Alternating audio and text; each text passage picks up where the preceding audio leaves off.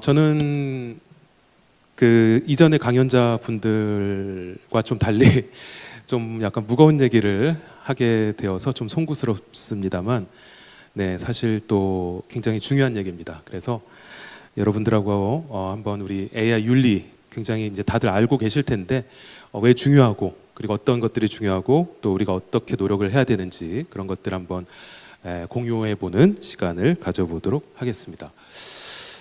네, 저희 협회 소개 잠깐 좀 드리면요. 저 협회는 이제 2019년 3월에 창립이 됐습니다. 사단법인이라고 하고요. 기업이 아닙니다. 비영리 민간 단체라고 하죠. 약간 NGO 이런 개념이라고 보시면 되고, 저희는 사실 출발이 시민들이 뜻을 같이 한 시민들이 만든 단체예요. 그래서 약간 이제 시민단체 개념으로 운영을 하지만 또 그렇다고 시민 활동만 하는 건 아닙니다. 기업들과 또 정부 기관, 대학교, 학계 이런 다양한 주체들하고 같이 인공지능에 관련된 일을 하고 있는데, 저희가 이제 인공지능 기관으로서 이름에 윤리가 들어가 있는 유일한 협회예요. 이제 그렇다고 이제 저희가 윤리 일만 하지는 않고요. 지금 오늘 제 말씀의 주제인데, 인공지능 윤리와 기술이 공존해야 된다, 같이 가야 된다라는 거죠. 그래야 우리 인간과 인류를 위한 안전하고 신뢰할 수 있는 인공지능이 구현이 되고 우리가 활용하고 인간은 더 발전할 수 있기 때문에 이제 AI의 기술과 윤리가 모두 중요하다. 그리고 이제 그러한 관련된 일을 여러 가지를 하고 있습니다. 네, 제가 먼저 한번 좀 여쭤보고 싶은데, 우리 청년 여러분들 잘 모르시더라고요. 자, 이게 뭔가요? 거대한 기계 장치가 하나 보이시죠? 예? 뭐예요? 이름 세 글자. 네? 아시는데 말씀 안 하시는 것 같아요. 네. 자, 애니악이죠. 애니악. 네. 요즘에 기술 시간에 안 배우나요? 네. 자, 애니악이라고 세계 최초의 디지털 컴퓨터죠. 그죠? 자, 애니악이 나온 지가 지금 거의 80년 정도 됐어요. 근데 80년이 굉장히 긴 기간 같은데 아니라는 거죠. 네, 우리 인류 역사가 뭐 40만 년? 네, 뭐 100만 년? 이렇게 보는 분도 있는데, 그러한 뭐 몇십만 년에 비하면 80년이면은 뭐 눈 깜짝할 사이죠. 네, 불과 80년밖에 안 됐습니다. 컴퓨터 나온 지가. 근데 애니악 나온 다음에 지금 스마트폰이라는 게 나왔죠? 언제 나왔죠?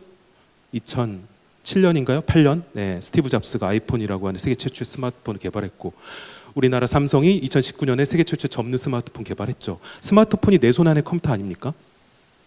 자, 애니악이라는 거대한, 요즘에 따지면 성능은 굉장히 낮은, 요즘 계산기 안 쓰시죠? 전자계산기. 전자계산기보다도 성능이 낮은 그러한 거대한 컴퓨터에서, 자, 내 손 안의 컴퓨터 굉장히 작아지고 성능은 20만 배가 좋아지는, 자, 이러한 기술의 혁신, 발전이 이루어지다가 이제 최근에는, 자, 웨어러블 디바이스라고 하죠. 요즘에는 이제 입는 컴퓨터, 네, 착용하는 컴퓨터까지, 스마트 글래스라든지, 네, 이러한 더 작아지고 더 성능이 좋아지는 이러한 지금 컴퓨터와 인공지능이 지금 나타나고 있는 시대, 이러한 시대를 뭐라고 하죠? 4차 산업혁명 시대라고 하죠. 4차 산업혁명 시대 핵심이 바로 이제 인공지능입니다. 네. 자, 근데요, 지금 이제 많은 연사분들이 말씀하셨지만 인공지능은 사실 인간을 위한 기술이자 도구이죠. 그죠? 네. 그러니까 우리 인간이 편리하게 살자고 만들어낸 거예요. 네. 그냥 여러 가지 도구하고 수단 중에 하나일 뿐입니다. 그런데 그 기술이 정말 인간을 위해서 좋은 일만 하면 좋은 일만 하고, 인간을 위해서 정말 편리하게만 활용되고 한다면 문제가 없고 그러면 너무 좋겠죠. 근데 그렇지 않다라는 거예요. 왜? 모든 기술의 이면에는 다 부작용이 있습니다. 코로나 백신도 부작용이 있었죠. 네, AI도 마찬가지예요. 모든 기술 이면에는 부작용, 엮이는 위험성이 있고요. 그렇다고 우리가 코로나 백신을 안 맞을 수 있었나요? 그 부작용을 최소화하면서 맞아서 또 많은 사람의 생명을 구했듯이, 인공지능도 인공지능 기술의 이면에 부작용, 엮이는 위험성을 우리가 해결하고 최소화하면서 개발하고 사용해야 된다는 거죠. 자, 그런데 그런 위험성, 부작용, 엮이능이 굉장히 많이 나타나고 있고 지금 자주 나타나고 있고 또 심각하게 나타나고 있다는 게 문제예요. 근데 이러한 기술의 이면에 이러한 문제들을 지금 우리 윤리와 법이, 제도가 못 따라가고 있습니다. 또 일어났죠? 텔레그램방, 딥페이크, 성범죄. 네, 계속 일어나고 있습니다. 법이 없어서 그런가요? 법이 있습니다. 지금 2020년 6월에 성범죄 처벌에 관한 특례법이 개정이 되면서 딥페이크 성범죄를 처벌하는 조항이 들어갔어요. 4년 전에 법이 이미 나와 있습니다. 근데 왜 이렇게 계속 이 성범죄, 딥페이크 성범죄가 근절이 안 되고 오히려 더 많아지고 있을까요? 자, 최근에 이 텔레그램방 딥페이크 성범죄의 피해자와 가해자를 통계를 내봤어요. 최근에 경찰청에서 기사가 나왔는데 제가 보니까 피해자도 10대, 20대, 가해자도 10대, 20대예요. 네, 가해자도 10대, 20대가 제일 많고 피해자도 10대, 20대 제일 많더라. 여러분과 같은 청소년, 청년들이 딥페이크 성범죄에 되게 취약하더라. 많이 저지르더라. 이런 얘기입니다. 왜 그럴까요? 저는 개인적으로 그렇게 생각합니다. 우리 청소년, 청년 여러분들이 정말 악의적으로 내가 진짜 범죄를 저질러야지 해서 저지르는 그런 사람들이 많다라기보다는 그런 사람도 있겠죠. 물론 일부는 있을 거예요. 그렇지만 그런 사람보다는 정말 호기심에 장난삼아 했다가 죄의식 없이 했다가 범죄로 행위로 돼버린 경우들이 많다고 생각을 합니다. 하지만 이제는요 아셔야 돼요. 이제는 범죄 행위로 처벌이 된다라는 거예요. 그리고 엊그저께 어젠가요 강화됐죠. 이제 법사위에 통과가 돼가지고 이제 딥페이크 성인물을 알고 시청하고 소지만 해도 처벌한다고 더 법을 강화했습니다. 자, 여러분이 아셔야 돼요. 자, 이게 이제 이 리터러시입니다. AI 리터러시에는 자, 두 가지가 있어요. 인공지능 기술과 활용에 대한 리터러시가 있고요. 또 제가 하는 일인 인공지능 윤리 리터러시가 있습니다. 저는 당연히 윤리를 하니까 윤리 리터러시가 더 중요하다고 생각합니다. 자, 이렇게 인공지능 이면의 여러 가지 윤리적인 문제, 법적인 문제들을 우리가 잘 알고 이해하고 인식을 해야 그러한 문제들을 우리가 잘못됐다는 걸 알게 되고요. 안 하려고 노력을 하겠죠. 그리고 그런 문제들을 해결하려고 논의를 시작할 거예요. 논의해야 우리가 합의할 수 있죠. 합의해야 실천할 수 있죠. 실천해야 해결이 될 겁니다. 자, 인공지능 기술 발전으로 어떤 문제들이 많이 일어나고 있느냐. 자, 제가 한번 통계를 내봤어요. 제가 통계를 내봤더니 인공지능의 편향성 문제, 인공지능의 우리 안전성에 대한 문제, 인공지능 악용 오용 문제, 개인정보 저작권 침해 문제, 킬러 로봇 문제, 일자리 문제, 이 6가지가 가장 많이 일어나고 있더라 이런 건. 물론 아직 일어나지 않은 인공지능 윤리 문제도 있겠죠. 왜냐하면 인공지능 기술은 계속 발달하고 있어요. 지금 이 순간에도 자, 발달하고 있죠. 한 달 뒤에 또 다른 챗GPT보다 훨씬 뛰어난 기술이 나올 수도 있겠죠. 그러면 그 기술 이면에 또 다른 문제가 윤리적인 문제, 법적 문제가 또 나타날 수 있다는 거죠. 그래서 인공지능 기술과 이 윤리는 같이 갈 수밖에 없어요. 자, 하나하나 자세히 말씀드리기가 어렵고요. 지금은 시간 관계상.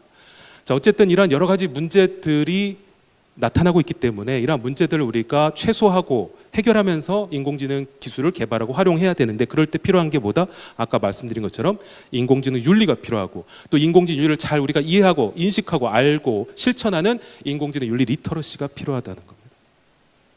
인공지능 윤리가 뭐냐 도대체. 자, 여러분 한마디씩은 다 들어보셨죠? 요즘에 언론에서 하도 많이 나오고 인공지능 윤리는 어려운 게 아닙니다.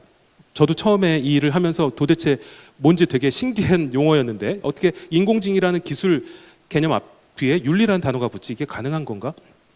자, 인공지능 윤리는요. 우리가 인터넷 윤리, 의료 윤리 이런 말하고 비슷해요. 인터넷을 우리가 활용하면서 지켜야 될 윤리를 인터넷 윤리라고 하죠. 의료기관이나 의료인들이 의료 활동을 하면서 지켜야 될 윤리, 의료 윤리죠. 인공지능 윤리도 마찬가지입니다. 우리가 인공지능을 개발하고 만들면서 지켜야 될 윤리, 또 인공지능을 사용하고 소비하면서 지켜야 될 윤리를 인공지능 윤리라고 해요. 지금 제가 드린 말씀 중에 윤리가 구분이 두 가지 윤리가 들어가 있죠. 하나는 인공지능을 만드는 개발자와 기업의 윤리, 또 하나는 인공지능을 사용하는 사용자, 소비자 윤리가 들어가 있습니다. 그래서 지금 인공지능 윤리는 자, 누구의 윤리예요? 결국 인간의 윤리라는 거예요. 인간의 윤리. 인간한테 달려있다는 얘기입니다. 우리가 인공지능을 올바르게 만들고 안전하게 만드는 것도 인간의 몫인 거고요. 우리가 인공지능을 악용하지 않고 올바른 목적과 방법을 활용하는 것도 결국 인간에게 달려있다는 거. 자, 그래서 우리가 어떤 방법을 우리가 적용해야, 우리 어떤 방법을 실행해야 선하고 안전하고 윤리적이고 올바른 인공지능을 만들고 활용할 수 있을까요? 이 세 가지 방법을 다 써야 됩니다. 교육, 기술, 정책. 하나만 쓰면 안 됩니다. 하나만 쓰면 해결을 할 수가 없어요. 세 가지 방법을 다 써야 돼요. 그래서 교육적 방법, 기술적 방법, 정책적 방법. 예를 들면 자, 이 중에서 가장 저는 이제 개인적으로 중요하다고 생각하는 방법은 교육이에요. 교육. 자, 기술적 방법 먼저 볼까요? 기술적 방법은 우리 기업들이 해줘야 될 일인데 오늘 AI 기업 대표님들 많이 나오셨는데 자 AI의 편향성을 필터링하는 기술 아니면 우리가 컴퓨터 바이러스 나왔을 때 백신을 만들어서 또 컴퓨터를 많이 우리가 보호했죠. 그런 것처럼 딥페이크 기술을 탐지하는 기술 이런 게 있다면 우리가 딥페이크 범죄를 어느 정도 예방하고 당하지 않고 해결해 나갈 수 있을 거예요. 그런 기술들은 이제 기업이 개발을 해줘야 되고요. 정책도 중요합니다. 정책은 이제 국가, 지자체, 또 공공 이런 데서 이제 해줘야 되는 일이죠. 그래서 AI 윤리 가이드라인을 계속적으로 많이 연구해서 확산시키고 전파해주고요. 국가와 정부와 지자체에서 그 다음에 법제도 지금 법제도 공백 상태가 굉장히 많아요. 저작권이라든지 또 아마 또 AI로 인한 책임 소재 또 배상 이런 것도 이제 공백 상태죠. 제도적 공백 상태. 또 딥페이크 사기 사건이나 성범죄 이런 것들을 좀 더 제도적으로 대응할 수 있는 이런 법들도 필요합니다. 그래서 이런 정책은 이제 국가 지자체가 해줘야 되고요. 자 교육 가장 근본적으로는요. 사실은 모든 인식의 출발점은 자 인식에서부터 출발하죠. 알아야지 뭘 이게 중요하다는 걸 알고 이게 문제가 된다는 걸 알죠. 결국 교육이 필요하다. 교육을 누가 받아야 된다? AI 윤리 교육을 모든 주체가 다 받아야 된다. 자 초중고 학생, 대학생, 대학원생, 개발자, 기업인, 공무원, 소비자, 시민 모든 주체가 AI 윤리 교육을 지속적으로 받아야 된다고 생각합니다. 자 이거는 이제 제가 참고적으로 이따가 또 기회가 되면 말씀드리겠지만 자 인공지능 시대 우리 청소년, 청년 여러분들이 갖춰야 될 자, 가장 중요한 3대 능력을 저는 이렇게 생각합니다. 인성, 사고력, 창의력, 기술 활용 능력과 적응력. 이 중에서 가장 중요한 능력은 저는 인성이라고 생각해요. 인성. 네, 제가 윤리를 하기 때문에 그런 건 아니고요. 이제 인공지능이라고 하는 인간을 모방해서 어떤 인간과 비슷한 또는 더 뛰어넘는 새로운 존재를 만드는 이런 시도들 속에서 오히려 인간성이 더 중요해지고 인문학이 더 중요해지고 있어요. 이게 왜 그럴까요? 인간을 알아야 인공지능을 잘 만들 수 있기 때문이죠. 인간을 알아야 착하고 문제를 안 일으키고 피해를 안 끼치는 인공지능을 만들 수 있기 때문이죠. 그래서 인간을 알고요. 인문학을 알아야 우리가 더 나은 인공지능을 안전하고 윤리적인 인공지능을 만들 수가 있습니다. 그래서 인문학, 인성 지금 오히려 과학기술의 발달 시대 인공지능이 급속도로 발전한 시대에 오히려 아이러니하게도 더 강조되는 게 인간성과 인성이에요. 인문학이고요. 그래서 인성이 중요하다는 거고요. 그다음 여러분 이제는 아까 뭐 챗GPT로 글을 다 써주고 그림을 다 그려주죠. 다 의존하고 과의존하면 어떻게 되겠습니까? 창의력, 사고력 다 떨어집니다. 문장력, 문해력 다 떨어져요. 네. 그렇기 때문에 이제는 오히려 창의력이 더 중요해진다. 나만의 아이디어가 나만의 차별화에 대한 어떤 아이디어가 있으면 그걸 가지고 AI 도구를 이용해서 새로운 컨텐츠를 만들어서 소비자들에게 어필할 수 있습니다. 네. 하지만 창의력이 없으면 참신함이 없으면 그냥 누구나 다 만들 수 있는 컨텐츠가 돼버리는 거죠. AI는 창의력이 없어요. 여러분들 그 챗GPT로 쓴 글, 소설 한번 써보셨나요? 미드저니 같은 이미지 생성 AI로 그림 그려보셨나요? 참신함이 없습니다. 왜 그렇죠? 학습을 통해 가지고 기존의 데이터를 통한 학습을 통해서 흉내내는 것일 뿐이기 때문에 참신함이 없어요. 그 참신함은 인간이 보완해주고 인간만이 가능케 할 수 있다는 거죠. 그리고 기술 활용 능력. 여러분 모두 개발자가 되라는 얘기가 아닙니다. 코딩 배우라는 얘기가 아니에요. 이제는 코딩 다 AI가 짜줘요. 그죠? 개발도 다 이제 노코드, 로코드로 개발자가 아니어도 얼마든지 쉽게 할 수 있어요. 기술 활용 능력이 있어야 돼요. 우리가 3D 프린터를 만들 필요는 없어요. 개발자가 될 필요 없어요. 3D 프린터로 잘 이용해서 나만의 어떤 제품을 만드는 능력만 있으면 됩니다. 마찬가지로 우리가 AI 도구를 잘 활용해서 나만의 컨텐츠, 나만의 플랫폼, 나만의 서비스, 나만의 제품을 만들 수 있는 능력이 있으면 여러분이 얼마든지 여러분의 하고자 하는 일과 AI를 융합해서 접목해서 훨씬 더 나은 삶을 살 수 있고 남보다 더욱더 차별화된 그리고 더욱더 경쟁력 있는 인생을 살아가실 수 있을 거라고 말씀을 드리고요. 마무리로 한마디만 드리면 여러분들 지금 그 AI 시대 초창기입니다. 그래서 지금은 사실 전문가가 없어요. 저도 전문가가 아니에요. 2016년도부터 지금 8년밖에 안 지났습니다. 이세돌 구단과 알파고가 대국한 지 그때부터 딥러닝이 급속도로 발전했죠. 8년밖에 안 됐어요. 인공지능 기술이 뭐 굉장히 대단한 기술일까지 아니에요. 어린아이 수준이고 굉장히 불안전합니다. 그래서 여러분 누구나 다 전문가가 될 수 있어요.